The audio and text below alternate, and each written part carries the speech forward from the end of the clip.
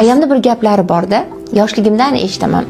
Chiroyli ayolni ko'rsam, yosh ayolni ko'rsam, aya chiroyli ekan-a desam, eri yaxshi ekan-da derdi. Faqat bir gaplar aytadi. Ayol erkakni ko'zgusi.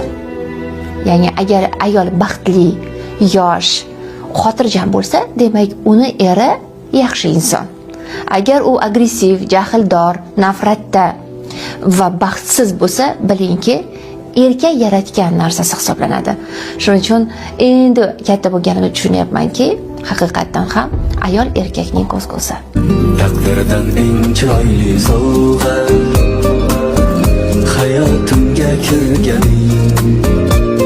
Eng baxtli ayol mollarim nima yeydi, nima kiyadi, o'zim nima yeyman, nima kiyaman, uyimga to'lov qilish kerak, u bo'lish kerak, bu bo'lish kerak deb o'ylamaydigan ayol eng baxtli ayolda. Eng baxtli ayol, chunki ro'zg'or tashvishi ayol ishi uchun og'irlik qiladi. Ro'zg'or tashvishi bu baribir все-таки kuchli jins vakillariga, ya'ni erkaklarga chiqarilgan.